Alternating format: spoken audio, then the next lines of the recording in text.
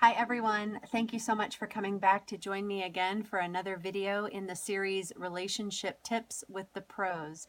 In this series, we've been looking at the research of doctors John and Julie Gottman, and specifically in the past few weeks, we've been focusing in on the portion of their research that has to do with communication.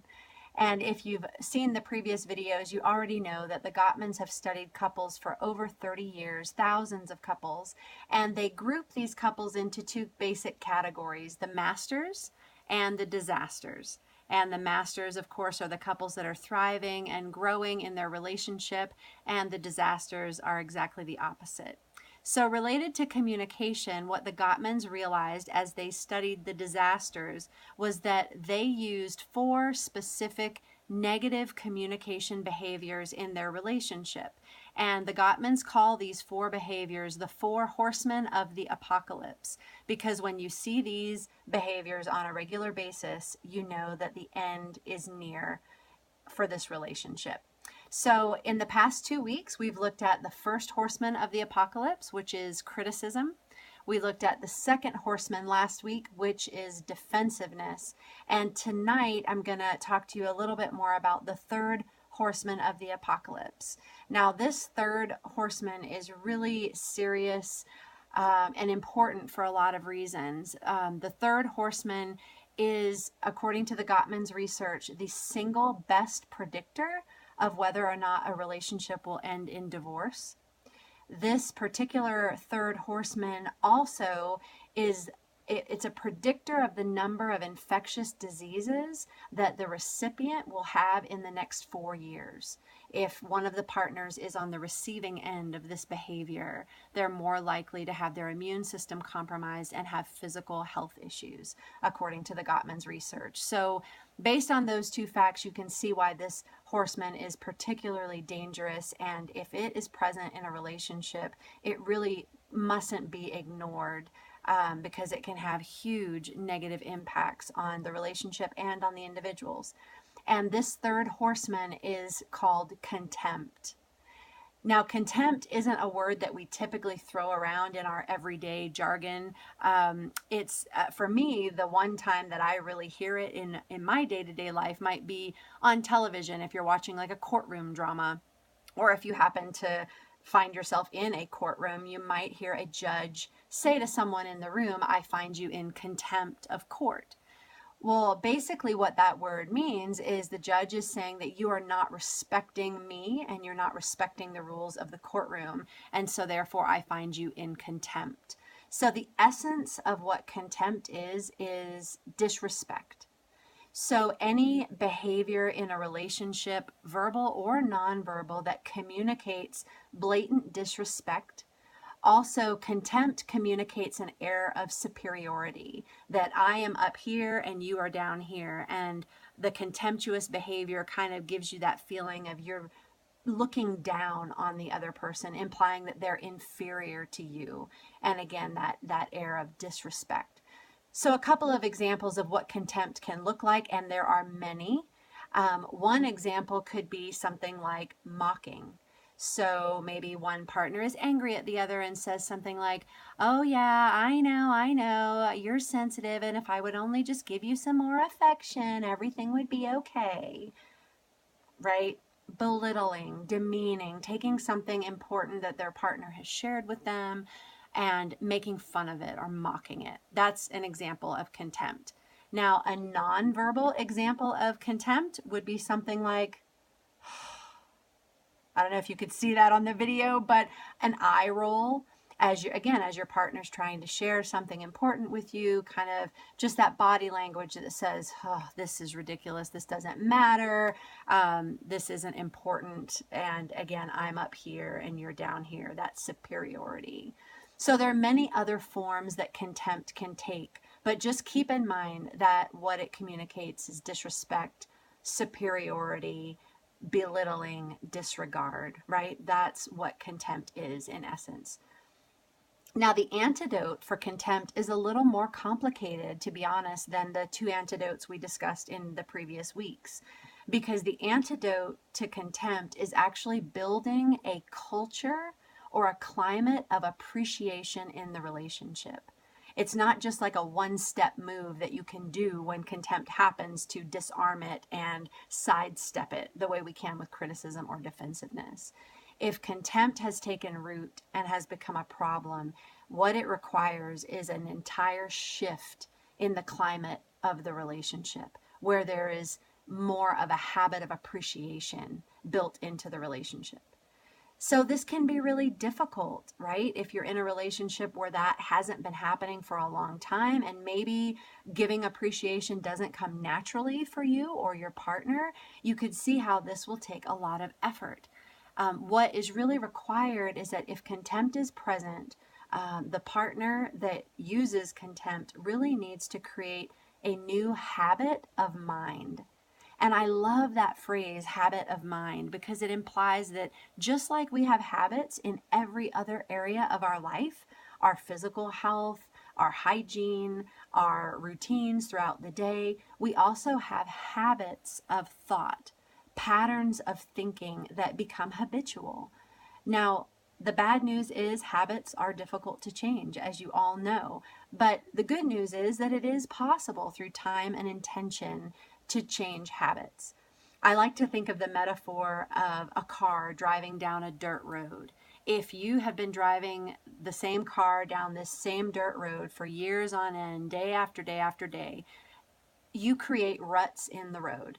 And eventually you can turn onto that dirt road and take your hands off the wheel, kind of, and the car will just naturally find its way into those ruts. And that's kind of how our habits of thought are. If we have been practicing for years habits of looking for the bad, looking for mistakes in the world, in other people, in ourselves, it becomes automatic. We walk into a room and all of a sudden we're looking for the problems in the room instead of looking for the good things, looking for the successes. So in order to build a new habit, in order to steer that car out of those ruts, requires intention and requires effort.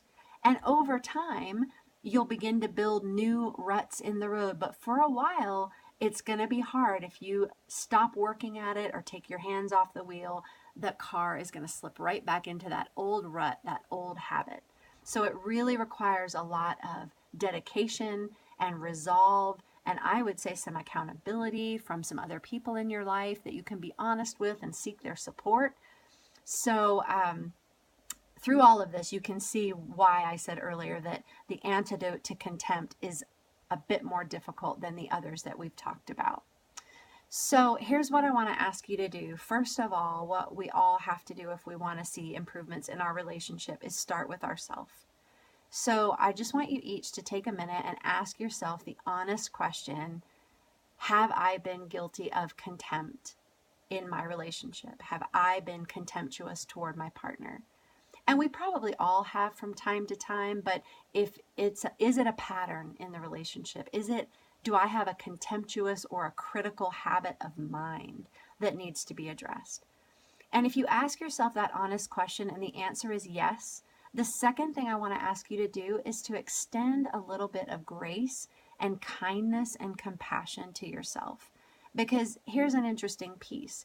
People that have a negative habit of mind towards others almost always have that same negative habit of mind towards themselves. So if that's true for you and you realize, man, I really do practice contempt, this is a problem for me, you might find that the next natural step is that you start belittling and criticizing yourself, beating yourself up for having this problem, and then that's not going to get you anywhere but discouraged and defeated. So if this is an issue for you, be kind to yourself, offer some grace, because usually if people have this habit of mind, they learned it somewhere. Maybe it was in your family of origin. Maybe you saw these kinds of behaviors modeled by the adults in your life. Or maybe over the course of your life, you've developed a sense of low self-worth or low self-esteem. And out of that low self-esteem has come a critical attitude, right? Towards others, just the way you're critical towards yourself. So give yourself some grace and some kindness. And then next, make a plan. Because like I said, this habit of mind isn't going to just change itself just through awareness. You need a plan. And I'm going to give you a few ideas of things you could do right away to start developing a new habit of mind. So the first idea would be to utilize a gratitude journal. Many of you may have heard about this. It's a very popular concept, but basically the simple idea is that every day, at least once a day, you challenge yourself to write down 3 specific things that you're thankful for, that you're grateful for. And if you really want to change this dynamic in your relationship, then maybe you look for 3 specific things in your relationship that are good, that you're grateful for, that you appreciate. And one little caveat is that you can't write the same thing every day and have it work.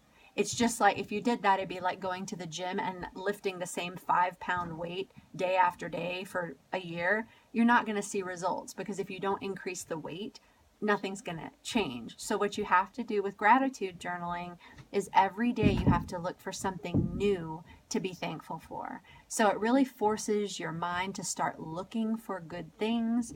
You have to be more specific about the things you're grateful for and get more creative, and it really stretches that muscle and helps you to start develop that new pattern of mind.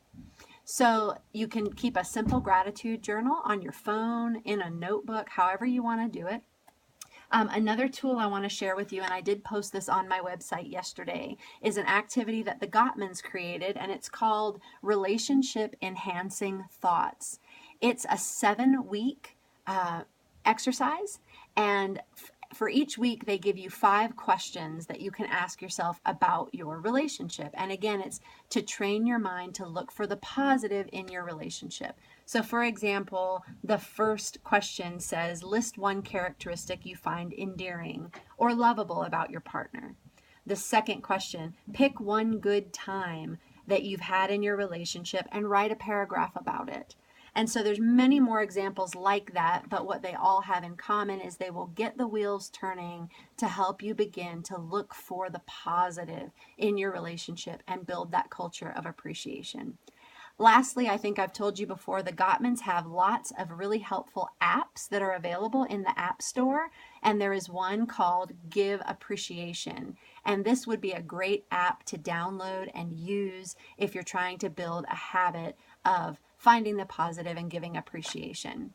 So I hope that's helpful, and I hope that gives you a starting point. And again, this is a hard one. So if you want to be intentional and to work on this, find somebody who you can confide in and trust and get some accountability and see if they'll hold you accountable and support you as you're working to make this change in your life and in your relationship. So that's it for today, and next week I'll be coming back with information about the last of the 4 horsemen, and that one is called stonewalling. I hope you'll join me as we wrap up this segment on communication. Thanks.